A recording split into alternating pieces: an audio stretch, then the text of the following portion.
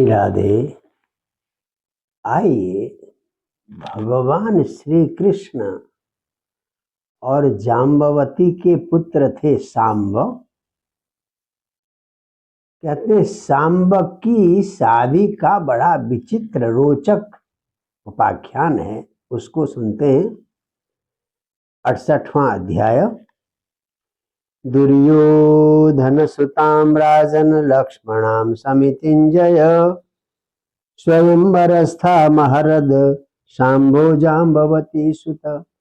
दुर्योधन की बेटी लक्ष्मणा का स्वयंवर चल रहा था। स्वयंवर आप जानते हैं कि कन्या जिसका चाहे अपनी मर्जी से वर्ण करे। तो वहां श्री कृष्ण और जाम्बवती के पुत्र सांबवी गए थे। अब क्या सोचा क्या नहीं सोचा, जैसे पिता वैसे पुत्र। उन्होंने स्वयंवर में स्वयंवर के लिए तैयार जाम्बवती के साथ वो लक्ष्मणा का अपहरण कर लिया। किसने? श्री कृष्ण के पुत्र सांब ने।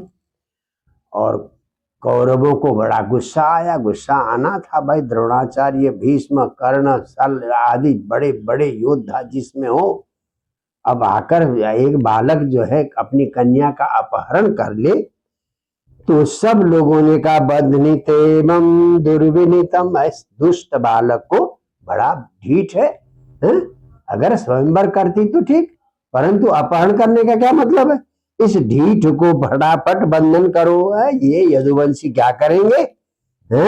योस्मत् प्रसादोपचिताम दत्ताम, हमने अपनी मर्जी से इनको राज्य दिया, इसलिए पृथ्वी का उपभोग कर रहे हैं।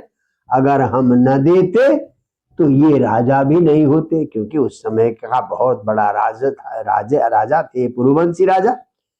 अच्छा, ऐसा कहकर कर्ण है, सल है, भूरी श्रवा है, यज्ञ केतु है, दुर्योधन आदि ने आक्रमण किया उस पर। युद्ध होने लगा और इन्होंने भी अपना पराक्रम दिखाया। आखिर कृष्ण के पुत्र थे सांबवी। खूब विस्फुर्ज रुचिरम चापम सर्वम विभ्यात सहायक, बढ़िया धनुष टंकार करके सबको बाणों से बेधा।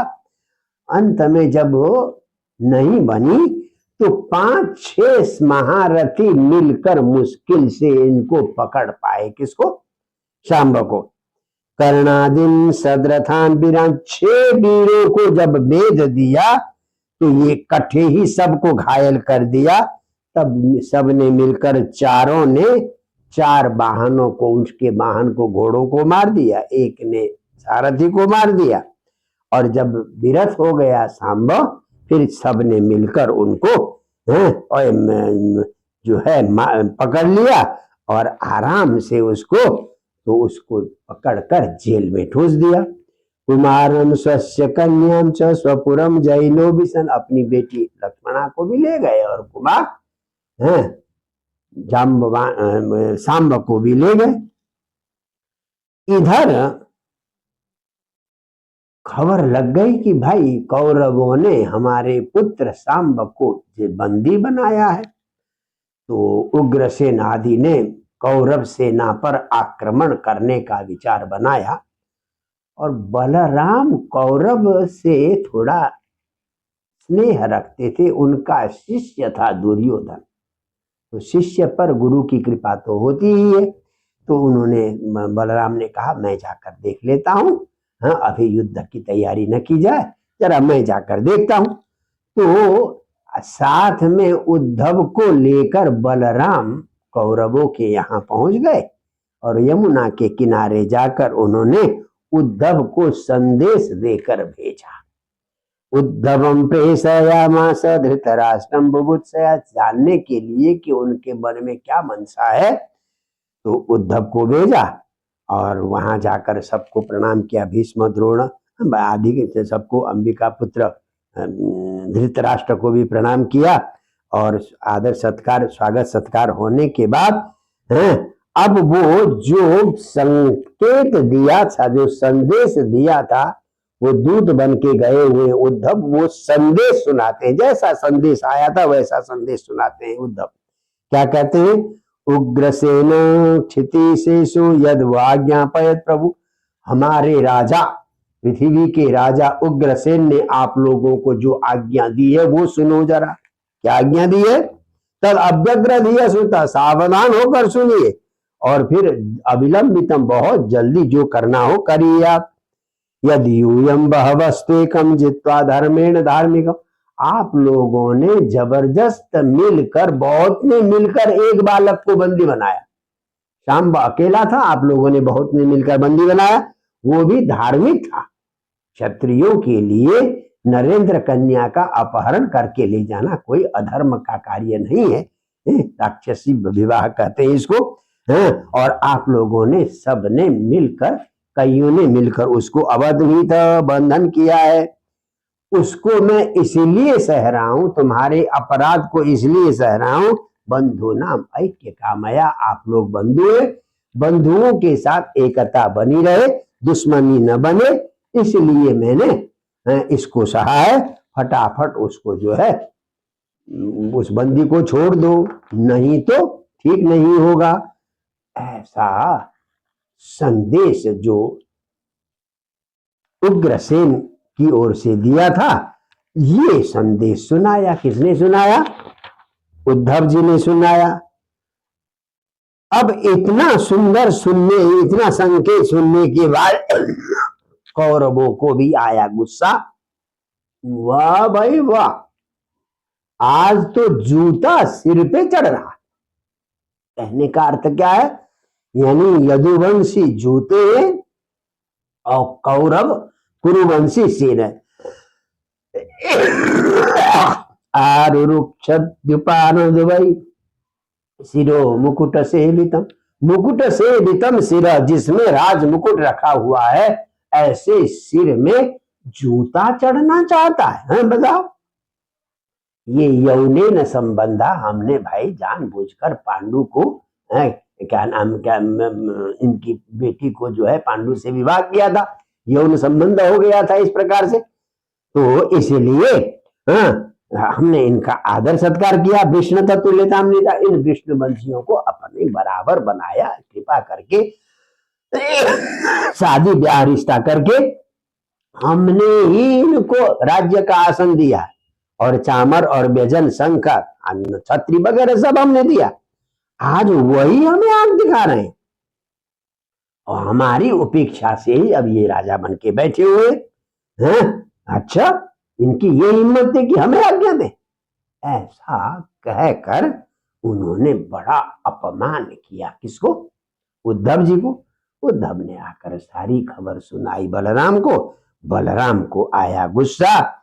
नूनम नाना मनोद्धा शांतिम नेच्छन्त्य साधव। अच्छा, ये मद उन्नद्धा, इन कौरवों को बड़ा मदोन्मत्त हो गए हैं, अब ये शांति नहीं चाह रहे। इसका मतलब इनको युद्ध ही चाहिए। ऐसे दुष्टों के लिए दंड देना ही शांति का संदेश है। तेषां विप्रशमो दंड, उनकी उद्दंडता को शांत करना ही दंड है। जैसे पशु अगर ज्यादा उत्पात मचाए, एक दो डंडा मारो तो अपने आप शांत होता है। तो पशु को डंडे से जैसे शांत किया जाता है, वैसे ही दुष्टों को भी दंड देकर ही शांत किया जाता है।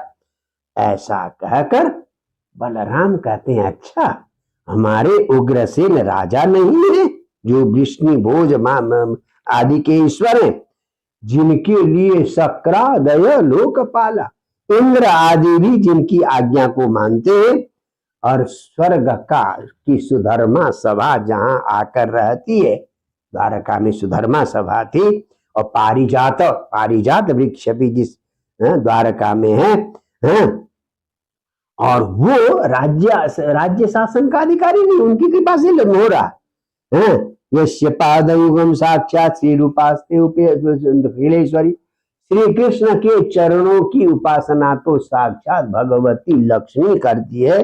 सनारति किल सृष्टि, वो भी है राज सिंहासन के उपयुक्त नहीं है। अच्छा, ठीक है, और हम भंजते कुरु भी दत्तम, इनका दिया हुआ हम खा रहे हैं। तो आज तो हमें इन्होंने जूता बना लिया, ये लोग सिर है, अभी देखता हूं। तो इतना कहकर बलराम ने प्रतिज्ञा की, आज पूरी पृथ्वी को कौरवों से हीन कर दूंगा। अद्य निष्कौरवीं पृथ्वीं करिष्यात्य नित्यमर्चित, आज मैं पृथ्वी को कौरवहीन करूंगा कहकर अपना हल लेकर कौरव जहां रहते थे उनकी राजधानी हस्तिनापुर को खींचना शुरू कर दिया। जब हस्तिनापुर ऐसे डामाडोल होने लगी, यमुना की तरफ खींचने लगे, तब जो है जलयान विवाह घूर्णम कहते हैं, हस्तिनापुर तो ऐसे डोलने लगी जैसे नौका डोलती है पानी के तरंगों में। तब जाकर कौरवों को होश आया कि भाई ये तो हमसे गलती हो गई, हमसे बड़ा अपमान हो गया। दौड़कर आए सब लोग, बलराम के चरणों में पड़ गए और हम जैसे मूर्खों की आप क्षमा करें, हैं तो त्वमेव मूर्धनि, आप ही जो है से स्वरूप है कहकर उनकी स्तुति वगैरह की। तो कोपस्ते किल शिक्षार्थम, आपका क्रोध हमें केवल शिक्षा देने के लिए, हमें नाश करने के लिए, हमसे द्वेष करने के लिए नहीं है। तो ऐसे कहकर जब खुशामद की, तब भगवान जब शरण में आ गए तो बलराम ने भी उन्हें छोड़ दिया और दुर्योधन अपनी बेटी लक्ष्मणा को और जिनको बंदी बना रखा था सांबव, उन दोनों को ले आता है, दे देता है और अपार जो दहेज आदि संपत्ति देकर बड़े आराम से उनको विदा कर लेता है। तो इस प्रकार बलराम के क्रोध के कारण यहाँ बलराम और श्री कृष्ण का संधि बना है। कौन? दुर्योधन। तो कभी कभी रिश्ते में बल का प्रयोग भी करना पड़ता है। यहाँ बलराम के बल के प्रयोग से जो है संबंध बना, बलराम और कृष्ण दुर्योधन के संधि बने। तो बड़ी विचित्र सांब और लक्ष्मणा के विवाह की कहानी। जय जय श्री राधे।